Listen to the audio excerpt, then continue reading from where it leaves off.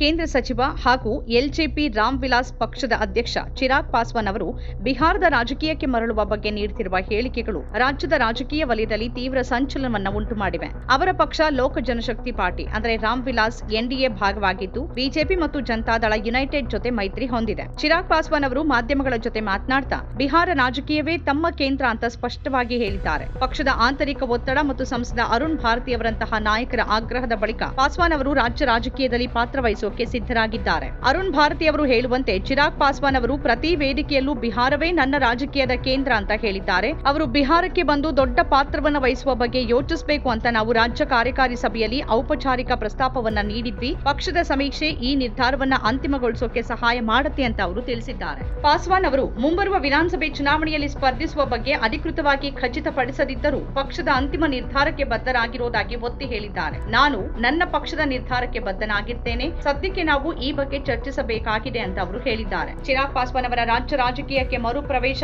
ಈ ವರ್ಷದ ಅಕ್ಟೋಬರ್ ಅಥವಾ ನವೆಂಬರ್ನಲ್ಲಿ ನಡೆಯಲಿರುವ ಬಿಹಾರ ವಿಧಾನಸಭೆ ಚುನಾವಣೆಯಲ್ಲಿ ಎನ್ಡಿಎಗೆ ಆಟ ಬದಲಾಯಿಸುವ ಅಂಶ ಆಗಬಹುದು. ಬಿಜೆಪಿ, ಜೆಡಿಯು, ಎಲ್ಜೆಪಿ ಮೈತ್ರಿಕೂಟ ಕಾಂಗ್ರೆಸ್ ಮತ್ತು ಆರ್ಜೆಡಿ ಒಳಗೊಂಡ ಮಹಾಗಠಬಂಧನ್ ಮೈತ್ರಿಯನ್ನ ಎದುರಿಸಿ ಮತ್ತೆ ಅಧಿಕಾರಕ್ಕೆ ಬರಲು ಪ್ರಯತ್ನಿಸ್ತಾ ಇದೆ. ಚಿರಾಗ್ ಬಿಹಾರಕ್ಕೆ ಮರಳುವ ಬೆಳವಣಿಗೆಯನ್ನ ಸ್ವಾಗತಿಸಿದ ಜನಸುರಾಜ್ ಪಕ್ಷದ ನಾಯಕ ಪ್ರಶಾಂತ್ ಕಿಶೋರ್, ಚಿರಾಗ್ ಪಾಸ್ವಾನ್ ಎನ್ಡಿಎ ಭಾಗವಾಗಿದ್ದಾರೆ ಮತ್ತು ಪ್ರತಿಯೊಬ್ಬ ವ್ಯಕ್ತಿಗೂ ಚುನಾವಣೆಯಲ್ಲಿ ಸ್ಪರ್ಧಿಸುವ ಸ್ವಾತಂತ್ರ್ಯ ಇದೆ. ಚಿರಾಗ್ ಪಾಸ್ವಾನ್ ಸ್ಪರ್ಧಿಸಿದ್ರೆ ಅದು ಬಿಹಾರಕ್ಕೆ ಒಳ್ಳೆಯದು. ಚಿರಾಗ್ ಪಾಸ್ವಾನ್ ಬಿಹಾರ ವಿಧಾನಸಭೆ ರಾಜಕೀಯದಲ್ಲಿ ಸಕ್ರಿಯರಾದ್ರೆ ಅದು ಒಳ್ಳೆಯದು ಅಂತ ಹೇಳಿದ್ದಾರೆ. ಆದರೆ ಚಿರಾಗ್ ಪಾಸ್ವಾನ್ ಅವರು ಎನ್ಡಿಎ ಮೈತ್ರಿಯಲ್ಲಿ ಸೀಟು ಹಂಚಿಕೆಗಾಗಿ ಪಕ್ಷವನ್ನ ಸಜ್ಜುಗೊಳಿಸುತ್ತಿರುವಂತೇನೆ ಜೆಡಿಯುನಲ್ಲಿ ಆತಂಕ ಹೆಚ್ಚಾಗ್ತಿದೆ. 2020ರ ಬಿಹಾರ ಚುನಾವಣೆಯ ಮೊದಲು ಎನ್ಡಿಎನಿಂದ ಹೊರಬಂದಿದ್ದ ಚಿರಾಗ್ ಅವರು ನಿತೀಶ್ ಕುಮಾರ್ ಅವರನ್ನ ಗುರಿಯಾಗಿಸಿ ಜೆಡಿಯು ವಿರುದ್ಧ ಸ್ಪರ್ಧಿಸಿ ಪೈಪೋಟಿ ನೀಡಿದ್ರು. ಇದು ಅನೇಕ ಕ್ಷೇತ್ರಗಳಲ್ಲಿ ಜೆಡಿಯು ಸೋಲಿಗೆ ಕಾರಣವಾಗಿತ್ತು. ಮುಂಬರುವ ಬಿಹಾರ ವಿಧಾನಸಭೆ ಚುನಾವಣೆಗೆ ಸೀಟು ಹಂಚಿಕೆ ಆಡಳಿತಾರೂಢ ಎನ್ಡಿಎಗೆ ಒಂದು ಸವಾಲಾಗಿ ಪರಿಣಮಿಸಬಹುದು. ಯಾಕಂದ್ರೆ ಅದರ ಪ್ರಮುಖ ಮಿತ್ರ ಪಕ್ಷವಾದ ಲೋಕ ಜನಶಕ್ತಿ ಪಾರ್ಟಿ 2020ರ ಚುನಾವಣೆಯಲ್ಲಿನ ತನ್ನ ಸಾಧನೆಯ ಆಧಾರದ ಮೇಲೆ ಹೆಚ್ಚಿನ ಸಂಖ್ಯೆಯ ಸ್ಥಾನಗಳನ್ನು ಕೇಳುವ ಸಾಧ್ಯತೆ ಇದೆ.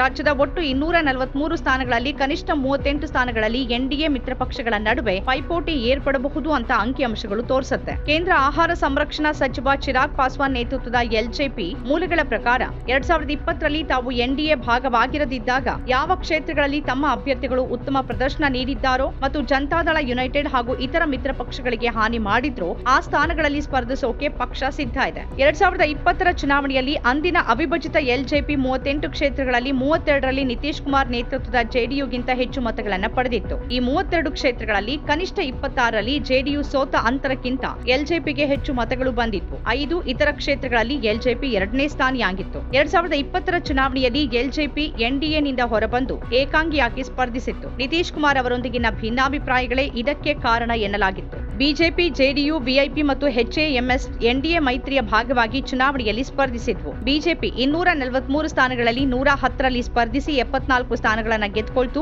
ಜೆಡಿಯು 115 ಸ್ಥಾನಗಳಲ್ಲಿ ಸ್ಪರ್ಧಿಸಿ 43ರಲ್ಲಿ ಮಾತ್ರ ಗೆಲುವು ಸಾಧಿಸಿತ್ತು. ವಿಐಪಿ ಪಕ್ಷ 13ರಲ್ಲಿ ಸ್ಪರ್ಧಿಸಿ 4 ಸ್ಥಾನವನ್ನು ಪಡ್ಕೊಂಡಿದ್ರೆ ಎಚ್ಎಎಂಎಸ್ 7ರಲ್ಲಿ ಸ್ಪರ್ಧಿಸಿ 4 ಸ್ಥಾನಗಳನ್ನು ಗೆದ್ದಿತ್ತು. ಎಲ್ಜೆಪಿ ಕೇವಲ 1 ಸ್ಥಾನವನ್ನ ಗೆದ್ರೂ ಇದು ಅನೇಕ ಸ್ಥಾನಗಳಲ್ಲಿ ಜೆಡಿಯು ಸೋಲಿಗೆ ಪ್ರಮುಖ ಕಾರಣ ಆಗಿತ್ತು. ಎಲ್ಜೆಪಿ ಆರ್ವಿ 2024ರ ಲೋಕಸಭೆ ಚುನಾವಣೆಗಳಿಗೆ ಕೆಲವು ತಿಂಗಳುಗಳ ಮೊದಲು 2023ರಲ್ಲಿ ಮತ್ತೆ ಎನ್ಡಿಎ ಮೈತ್ರಿಕೂಟವನ್ನ ಸೇರ್ಕೊಳ್ತು. ಈ ಮರು ಮೈತ್ರಿ ಚಿರಾಗ್ ಅವರಿಗೆ ಲಾಭದಾಯಕ ಆಯಿತು. ಅವರ ಪಕ್ಷ ಸ್ಪರ್ಧಿಸಿದ ಎಲ್ಲ 5 ಲೋಕಸಭಾ ಸ್ಥಾನಗಳನ್ನು ಗೆದ್ದುಕೊಳ್ತು ಮತ್ತು ಪ್ರಧಾನಿ ನರೇಂದ್ರ ಮೋದಿ ನೇತೃತ್ವದ ಎನ್ಡಿಎ ಸರ್ಕಾರ 3.0ದಲ್ಲಿ ಅವರು ಸಂಪುಟ ಸಚಿವರಾಗಿ ಸೇರ್ಪಡೆಗೊಂಡರು. ಎಲ್ಜೆಪಿ ಆರ್ವಿಯ ಅದೃಷ್ಟವನ್ನ ಬದಲಾಯಿಸಿದ ನಂತರ ಚಿರಾಗ್ ಈಗ ಸೀಟು ಹಂಚಿಕೆ ಮಾತುಕತೆಗಳಲ್ಲಿ ಕಠಿಣ ನಿಲುವನ್ನ ತೆಗೆದುಕೊಳ್ಳುವ ನಿರೀಕ್ಷೆ ಇದೆ. ಎಲ್ಜೆಪಿ ಆರ್ವಿ ನಾಯಕರು ಹೇಳೋ ಪ್ರಕಾರ ಪಕ್ಷ ಕಳೆದ ಬಾರಿ ಉತ್ತಮ ಪ್ರದರ್ಶನ ನೀಡಿದ ಸ್ಥಾನಗಳಿಗಾಗಿ ಪಟ್ಟು ಹಿಡಿಯಲಿದೆ. ಎಲ್ಜೆಪಿ ಆರ್ವಿ ಸ್ವತಂತ್ರವಾಗಿ ಸ್ಪರ್ಧಿಸಿತ್ತು. ಜೆಡಿಯು ಮತ್ತು ಇತರ ಮಿತ್ರ ಪಕ್ಷಗಳು 2020ರಲ್ಲಿ ಬಿಜೆಪಿಯೊಂದಿಗೆ ಮೈತ್ರಿಯನ್ನ ಮಾಡಿಕೊಂಡಿದ್ವು. ಆದ್ರೂ ಅವರು ಆ ಸ್ಥಾನಗಳನ್ನ ಕಳೆದುಕೊಂಡ್ರು. ಎಲ್ಜೆಪಿಗೆ ಆ ಸ್ಥಾನಗಳು ಸಿಕ್ಕರೆ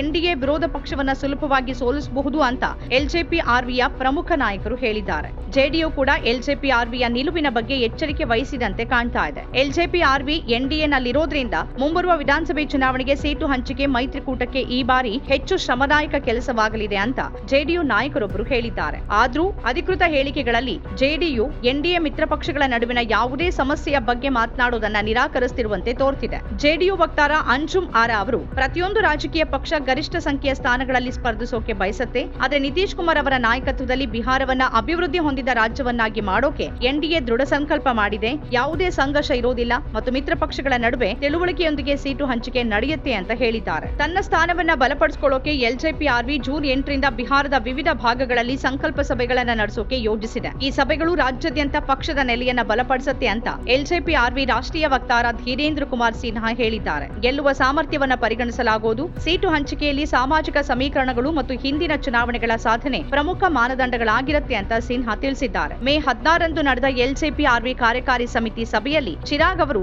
ಭವಿಷ್ಯದ ಜವಾಬ್ದಾರಿಯನ್ನು ವಹಿಸಿಕೊಳ್ತಾರೆ ಅಂತ ನಿರ್ಣಯ ಅಂಗೀಕರಿಸಲಾಗಿದೆ. ಇದು ಚಿರಾಗ್ ಅವರ ಸಂಭಾವ್ಯ ರಾಜ್ಯ ರಾಜಕೀಯದ ಆಕಾಂಕ್ಷೆಗಳನ್ನ ಸೂಚಿಸುತ್ತಿದೆ. ಆದರೆ ಎಲ್ಜೆಪಿ-ಆರ್ವಿ ನಾಯಕರು ಈವರೆಗೆ ನಿತೀಶ್ ಅವರ ನಾಯಕತ್ವದಲ್ಲಿ ಚುನಾವಣೆ ಎದುರಿಸುವ ಬದ್ಧತೆಯನ್ನ ವ್ಯಕ್ತಪಡಿಸಿದ್ದಾರೆ. ಮೇ 19ರಂದು ಚಿರಾಗ್ ಅವರು ಪಾಟ್ನಾದಲ್ಲಿ ನಿತೀಶ್ ಅವರನ್ನ ಭೇಟಿ ಮಾಡಿದ್ರು ಮತ್ತು ಎಲ್ಜೆಪಿ ಸ್ಥಾಪಕ ಹಾಗೂ ತಮ್ಮ ತಂದೆ ರಾಮ್ ವಿಲಾಸ್ ಪಾಸ್ವಾನ್ ಅವರಿಗೆ ಭಾರತ ರತ್ನ ನೀಡುವ ಪ್ರಸ್ತಾಪವನ್ನ ಅಂಗೀಕರಿಸುವಂತೆ ಮುಖ್ಯಮಂತ್ರಿಯನ್ನ ಒತ್ತಾಯಿಸಿದ್ರು. ಈ ಭೇಟಿಯ ನಂತರ ಎಲ್ಜೆಪಿ-ಆರ್ವಿ ಸಂಸದ ಅರುಣ್ ಭಾರತಿ ಅವರು ನಿತೀಶ್ ಮತ್ತು ಚಿರಾಗ್ ಅವರ ಫೋಟೋವನ್ನ ಹಂಚಿಕೊಂಡು ಇಬ್ಬರೂ ಬಿಹಾರದ ದೊಡ್ಡ ನಾಯಕರು ಅನ್ನುವಂತಹ ಶೀರ್ಷಿಕೆ ನೀಡಿದ್ರು. ಚಿರಾಗ್ ಪಾಸ್ವಾನ್ ಅವರ ಬಿಹಾರ ನಡೆ ಅವರ ಒತ್ತಡ ತಂತ್ರವೋ ಅಥವಾ ನಿತೀಶ್ ಅವರನ್ನ ಬದಲಿಸುವ ಬಿಜೆಪಿಯದ್ದೇ ತಂತ್ರವೋ ಅನ್ನೋ ಚರ್ಚೆಗಳು ನಡೀತಾ ಇದೆ. ಚಿರಾಗ್ ಪಾಸ್ವಾನ್ ಅವರನ್ನ ಮುಂಬರುವ ಬಿಹಾರ ವಿಧಾನಸಭೆ ಚುನಾವಣೆಯಲ್ಲಿ ಸಾಮಾನ್ಯ ಸ್ಥಾನದಿಂದ ಸ್ಪರ್ಧಿಸುವಂತೆ ಅವರ ಪಕ್ಷ ಆಗ್ರಹಿಸ್ತಾ ಇದೆ. ಇದರಿಂದ ಅವರು ಕೇವಲ ದಲಿತ ಸಮುದಾಯದ ನಾಯಕರಲ್ಲ, ಬದಲಾಗಿ ರಾಜ್ಯವನ್ನ ಮುನ್ನಡೆಸಲು ಸಿದ್ಧರಾಗಿದ್ದಾರೆ ಎಂಬ ಬಲವಾದ ಸಂದೇಶವನ್ನ ರವಾನೆ ಮಾಡಬಹುದು ಅಂತ ಅವರ ಪಕ್ಷ ಅಭಿಪ್ರಾಯಪಟ್ಟಿದೆ. ಈ ಬಗ್ಗೆ ಮಾತಾಡಿದ ಚಿರಾಗ್ ಅವರು, ನಾನು ಈ ಹಿಂದೆ ಹೇಳಿದ್ದೇನೆ, ನಾನು ದೀರ್ಘಕಾಲ ರಾಷ್ಟ್ರೀಯ ರಾಜಕೀಯದಲ್ಲಿರೋಕೆ ಬಯಸೋದಿಲ್ಲ.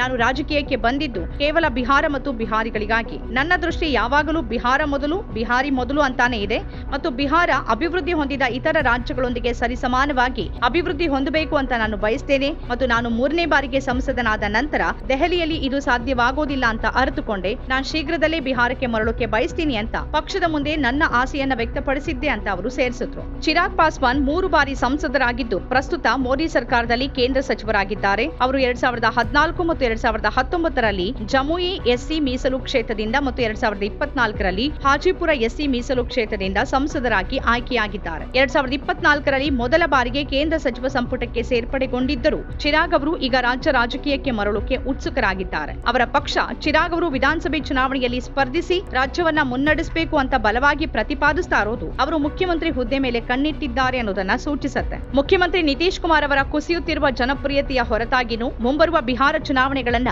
ಅವರ ನಾಯಕತ್ವದಲ್ಲೇ ಎನ್ಡಿಎ ಎದುರಿಸಲಿದೆ ಅಂತ ಈಗಾಗಲೇ ಘೋಷಿಸಲಾಗಿದೆ ಅನ್ನೋದು ಗಮನಾರ್ಹ. ಚಿರಾಗ್ ಅವರು ನಿತೀಶ್ ಕುಮಾರ್ ಅವರನ್ನ ಬದಲಾಯಿಸಲಾಗುವುದಿಲ್ಲ ಅಂತ ಸ್ಪಷ್ಟವಾಗಿ ಹೇಳಿದ್ದಾರೆ. ಬಿಹಾರದಲ್ಲಿ ಮುಖ್ಯಮಂತ್ರಿ ಹುದ್ದೆ ಖಾಲಿ ಇಲ್ಲ, ನಿತೀಶ್ ಕುಮಾರ್ ಅವರೇ ಚುನಾವಣೆಯ ನಂತರ ಮುಖ್ಯಮಂತ್ರಿ ಆಗ್ತಾರೆ ಅಂತ ಅವರು ತಿಳಿಸಿದ್ದಾರೆ. ಬಿಹಾರದ ರಾಜಕೀಯ ವಲಯಗಳಲ್ಲಿ ಮತ್ತೊಂದು ಚರ್ಚೆ ಅಂದ್ರೆ ಚಿರಾಗ್ ಅವರು ಎನ್ಡಿಎನಲ್ಲಿ ಸೀಟು ಹಂಚಿಕೆ ಒಪ್ಪಂದಕ್ಕಾಗಿ ಬಿಜೆಪಿ ಮೇಲೆ ಒತ್ತಡ ಹೇರೋಕೆ ಪ್ರಯತ್ನಿಸುತ್ತಿದ್ದಾರೆ. ಕಳೆದ ಕೆಲವು ವರ್ಷಗಳಿಂದ ಚಿರಾಗ್ ಅವರು ತಮ್ಮ ಬಿಹಾರ ಮೊದಲು, ಬಿಹಾರಿ ಮೊದಲು ಅನ್ನೋ ಅಜೆಂಡಾದೊಂದಿಗೆ ರಾಜ್ಯಾದ್ಯಂತ ಸಾರ್ವಜನಿಕ ಸಭೆಗಳನ್ನ ನಡೆಸುತ್ತಿದ್ದಾರೆ ಮತ್ತು ಸಾರ್ವಜನಿಕರಿಂದ ಉತ್ತಮ ಪ್ರತಿಕ್ರಿಯೆಯನ್ನ ಪಡೆದಿದ್ದಾರೆ. ಪ್ರಸ್ತುತ ಚಿರಾಗ್ ಅವರು ರಾಜ್ಯದ ಅತ್ಯಂತ ಪ್ರತಿಷ್ಠಿತ ನಾಯಕರಾಗಿದ್ದಾರೆ ಮತ್ತು ದಲಿತ ಸಮುದಾಯದಲ್ಲಿ, ವಿಶೇಷವಾಗಿ ಪಾಸ್ವಾನ್ ಸಮುದಾಯದಲ್ಲಿ ಕನಿಷ್ಠ 6ರಷ್ಟು ಗಟ್ಟಿಯಾದ ಮತ ಬ್ಯಾಂಕ್ ಅನ್ನು ಹೊಂದಿದ್ದಾರೆ. ಬಹುಶಃ ಇದೇ ಕಾರಣಕ್ಕಾಗಿ ಚಿರಾಗ್ ಅವರು ಸೀಟು ಹಂಚಿಕೆ ಒಪ್ಪಂದದ ಬಗ್ಗೆ ರಾಜಿ ಮಾಡಿಕೊಳ್ಳದ ನಿಲುವನ್ನ ಹೊಂದಿದ್ದಾರೆ. ಅದರಲ್ಲಿ ಅವರು ದೊಡ್ಡ ಪಾಲನ್ನ ಬಯಸುತ್ತಿದ್ದಾರೆ. ಬಿಹಾರ ಚುನಾವಣೆಗಳಿಗೆ ಎನ್ಡಿಎನಲ್ಲಿ ಸೀಟು ಹಂಚಿಕೆ ಸೂತ್ರ ಇನ್ನೂ ಅಂತಿಮಗೊಂಡಿಲ್ಲ. ಆದಾಗ್ಯೂ ಮೈತ್ರಿ ಪಾಲುದಾರರ ನಡುವೆ ನಿರಂತರ ಚರ್ಚೆಗಳು ನಡೆಯುತ್ತಿವೆ. ಬಿಹಾರ ರಾಜಕೀಯದಲ್ಲಿ ಚರ್ಚೆ ಆಗ್ತಿರುವ ಮತ್ತೊಂದು ವಿಷಯ ಅಂದ್ರೆ ಚುನಾವಣೆಯಲ್ಲಿ ಗೆದ್ರೆ ಬಿಜೆಪಿ ನಿತೀಶ್ ಕುಮಾರ್ ಅವರಿಗೆ ಪರ್ಯಾಯವಾಗಿ ಚಿರಾಗ್ ಅವರನ್ನ ಸಿಎಂ ಸ್ಥಾನದಲ್ಲಿ ಕೂರಿಸಲು ಪ್ರಯತ್ನಿಸ್ತಾ ಇದೆಯಾ? ನಿತೀಶ್ ಕುಮಾರ್ ಅವರ ಹದಗೆಡ್ತಿರುವ ಆರೋಗ್ಯ, ಜನಪ್ರಿಯತೆ ಮತ್ತು ಪ್ರಭಾವದ ಹಿನ್ನೆಲೆಯಲ್ಲಿ ಬಿಜೆಪಿ ನಿತೀಶ್ ಕುಮಾರ್ ಅವರಿಗೆ ಪರ್ಯಾಯವನ್ನ ಹುಡುಕ್ತಾ ಇದೆಯಾ? 2020ರಲ್ಲಿ ಜೆಡಿಯುಗೆ ಸಮಸ್ಯೆ ಸೃಷ್ಟಿ ಮಾಡೋಕೆ ಅಂತಾನೆ ಬಿಜೆಪಿ ಚಿರಾಗ್ ಅವರನ್ನ ಎನ್ಡಿಎನಿಂದ ಹೊರಗೆ ಕಳಿಸಿ ಜೆಡಿಯು ವಿರುದ್ಧ ಅಭ್ಯರ್ಥಿಗಳನ್ನ ಕಣಕ್ಕಿಳಿಸೋಕೆ ಪ್ರೇರೇಪಿಸಿತು ಅನ್ನೋ ಆರೋಪಗಳು ಕೇಳಿ ಬಂದಿತ್ತು. 2020ರ ವಿಧಾನಸಭೆ ಚುನಾವಣೆ ನಂತರ ಬಿಜೆಪಿ ಎನ್ಡಿಎನಲ್ಲಿ ದೊಡ್ಡ ಪಾಲುದಾರನಾಗಿ ಹೊರಹೊಮ್ಮಿತು. ಈ ಬಾರಿ ಎನ್ಡಿಎ ಗೆದ್ದು ನಿತೀಶ್ ಮತ್ತೆ ಸಿಎಂ ಆದ್ರೂ ಪೂರ್ಣಾವಧಿಗೆ ಮುಂದುವರಿಯೋದು ಕಷ್ಟ. ಆಗ ಚಿರಾಗ್ ಸಿದ್ಧ ಮತ್ತು ಸ್ವೀಕಾರಾರ್ಹ ಪರ್ಯಾಯವಾಗಿ ಬರಬಹುದು. ನಮ್ಮ ಕಾರ್ಯಕ್ರಮಗಳನ್ನ ನೀವು ನೋಡ್ತಾ ಇದ್ರೆ ನಮ್ಮ ಚಾನೆಲ್ ಅನ್ನ ಸಬ್ಸ್ಕ್ರೈಬ್ ಮಾಡಿ, ಪಕ್ಕದ ಬೆಲ್ ಐಕಾನ್ ಒತ್ತಿ ನಮ್ಮನ್ನ ಬೆಂಬಲಿಸಿ. ಹಾಗೆ ನಮ್ಮ ಕಾರ್ಯಕ್ರಮಗಳನ್ನ ಲೈಕ್ ಮಾಡಿ, ಕಮೆಂಟ್ ಮಾಡಿ, ಅದನ್ನ ಬೇರೆಯವರಿಗೂ ವಾಟ್ಸ್ಆಪ್ ಮೂಲಕ ಶೇರ್ ಮಾಡಿ. ನೀವು ಹೀಗೆ ಮಾಡಿದಾಗ ನಮ್ಮ ಚಾನೆಲ್ ಇನ್ನಷ್ಟು ಮತ್ತಷ್ಟು ಜನರಿಗೆ ತಲುಪಲು ನೀವು ನಮ್ಮೊಂದಿಗೆ ಸಹಕರಿಸಿದ ಹಾಗಾಗುತ್ತೆ. ಇದು ನೀವು ಯಾವುದೇ ಖರ್ಚಿಲ್ಲದೆ ಕೆಲವೇ ಸೆಕೆಂಡುಗಳಲ್ಲಿ ನೀಡಬಹುದಾದ ಸಹಕಾರ. ಧನ್ಯವಾದಗಳು.